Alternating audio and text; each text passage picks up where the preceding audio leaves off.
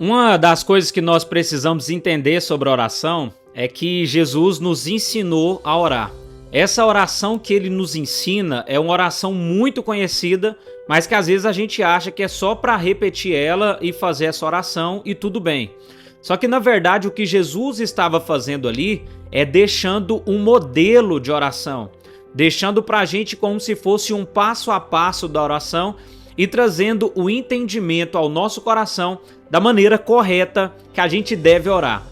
A verdade é que não existe também muito segredo ao conversar com o nosso Pai. A conversa é simplesmente você falar e crer que o Senhor está ouvindo aquilo que você está falando. O livro dos Salmos, por exemplo, é uma grande referência para a gente em relação à oração. Ali a gente vai ver como que os salmistas conversavam com Deus, expondo até mesmo o mais íntimo do seu ser.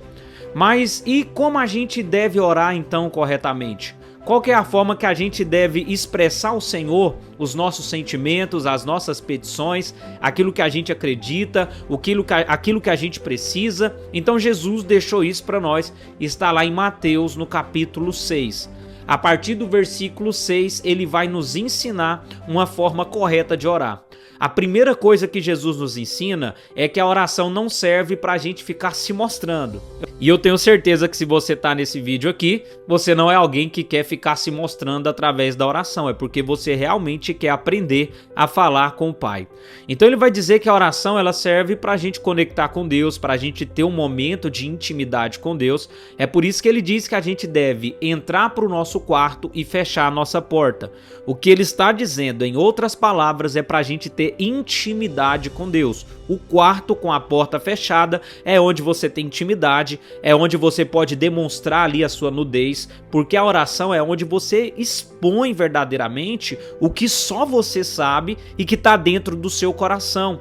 É como se você tirasse essas vestes do mundo, sabe, essa máscara que a gente coloca para as pessoas não verem o que verdadeiramente está aqui dentro. Durante a oração é onde a gente coloca tudo isso para fora, é onde a gente mostra tudo para Deus. Apesar que antes mesmo da palavra sair da nossa boca, ele já sabe o que a gente quer e o que tem no nosso coração, é necessário que a gente expresse para ele os nossos sentimentos. O Senhor Jesus vai nos ensinar a dizer quem é o nosso Pai.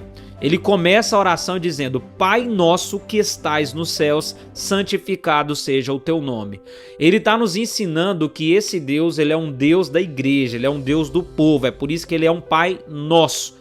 E que o seu nome é santo, o seu nome é santificado e o seu nome é separado. E ele está no céu porque ele está acima de todas as coisas, ele está acima das circunstâncias, ele está acima de toda e qualquer situação. Em Salmo 121, o salmista diz: Eleva os meus olhos para os montes e pergunto, de onde me virá o socorro? O meu socorro vem do Senhor que fez os céus e a terra. Ele olhou acima dos montes, ele olhou para o céu e acima dos montes, acima dos problemas, acima das inquietações está o Senhor Deus. E é isso que Jesus está nos ensinando aqui em Mateus capítulo 6. Venha a nós o seu reino e seja feita a sua vontade aqui na terra como é no céu. Então o Senhor Jesus está nos ensinando que nós precisamos pedir para que venha até a nossa vida a vontade de Deus. E a Bíblia diz que a vontade de Deus é boa, é perfeita e é agradável. Romanos 12:2. A palavra do Senhor também diz em Efésios 1:3 que bendito seja o Pai, nosso Senhor Jesus Cristo, que nos abençoou com todas as bênçãos espirituais nas regiões celestiais por meio de Cristo Jesus. Então, nas regiões celestiais, nós temos todas as bênçãos espirituais. É por isso que Jesus está dizendo: peça para ser aqui na terra como é no céu. As bênçãos espirituais estão nas regiões celestiais. A vontade de Deus é boa, é perfeita e é agradável para a sua vida. Ele também vai nos ensinar a orar pelas nossas necessidades, quando ele diz: o pão nosso de cada dia nos dai hoje. Isso fala de provisão, isso fala de cada dia a gente confiar em Deus, nas misericórdias que se renovam a cada manhã, no amor de Deus que é depositado sobre a nossa vida, em mais uma esperança que nos é dada. Então nós podemos orar pelas nossas necessidades. Então aqui ele está dizendo de uma necessidade de alimento, uma necessidade de pão, para o Senhor nos dar esse alimento a cada dia. Mas você sabe as necessidades que você tem, necessidades físicas, necessidades emocionais, necessidades espirituais, familiares. Eu não sei qual é a necessidade que você carrega, mas você pode apresentar ao Senhor todas essas necessidades e o Senhor Deus vai responder a sua oração feita com fé. Talvez Ele não vai fazer exatamente o que você está pedindo, mas Ele vai fazer o que é melhor para você, de acordo com a fé que você tem colocado nele. A palavra diz: não fiqueis ansioso com o dia de amanhã, porque o dia de amanhã vai trazer os seus próprios maus.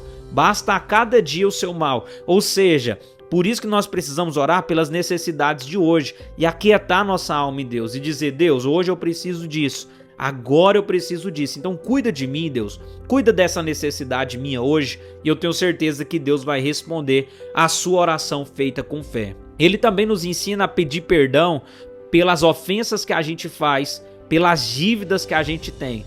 A dívida fala de pecado. Romanos 6,23 vai dizer: o salário do pecado é a morte. Ou seja, quando nós pecamos, nós contraímos uma dívida com o pecado, uma dívida de morte. Mas a palavra diz em 1 João 1,9 que se nós confessarmos os nossos pecados, Ele é fiel e justo para nos livrar de todo pecado e de toda injustiça. Então é na oração, é no pedido de perdão, é no arrependimento que nós temos acesso ao perdão de Deus, ao perdão da dívida com o pecado, e a morte não tem mais poder sobre a nossa vida. Quando nós pecamos, geralmente nós estamos pecando contra alguém. Quando a gente mente para alguém, quando a gente engana alguém, quando a gente se ira com alguém, quando a gente faz algo de ruim para o próximo, nós estamos contraindo a dívida e fazendo coisas ruins para os próximos. E assim também como pessoas fazem mal para a gente, quando falam mal da gente, quando nos enganam, quando mentem, quando nos decepcionam.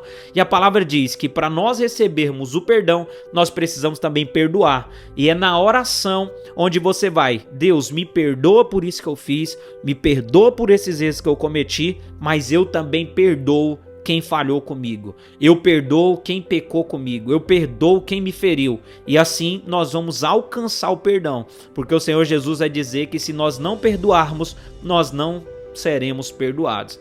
E Ele vai dizer também para que nós não possamos cair em tentação, mas que o Senhor nos livre de todo o mal. A tentação sempre irá existir. Então não adianta a gente achar que vai estar livre de tentação, mas a gente pode não cair na tentação. E a gente precisa orar pedindo para Deus: Deus, não nos deixe cair em tentação, livra-nos do mal. Porque foi essa oração que Jesus fez antes de ser entregue, antes de ser traído por Judas. Em João 17, ele orou por cada um de nós, ele orou pelos discípulos, ele orou por aqueles que creriam nele, e ele disse: eu não peço que os tire do mundo, mas que os livre do mal. Então a gente sempre vai estar no mundo, a gente sempre vai estar lidando com situações difíceis desse mundo, mas o Senhor Jesus nos ensina a orar pedindo para ser livres do mal.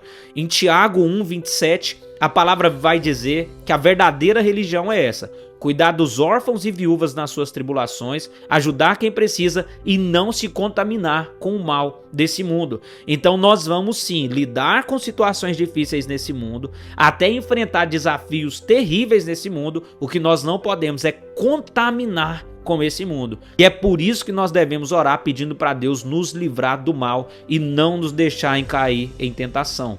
E ele finaliza dizendo: porque teu é o reino, o poder, a honra e a glória para todos sempre. Nós estamos reconhecendo o poder de Deus, nós estamos reconhecendo a honra de Deus, a autoridade de Deus, a glória de Deus e a eternidade de Deus através dessa oração. Porque não adianta a gente orar sem saber para quem está orando. Não adianta a gente colocar nossa confiança em quem a gente não sabe quem é, que Ele é soberano, que Ele é poderoso, que Ele é o rei, que Ele é o dono de tudo.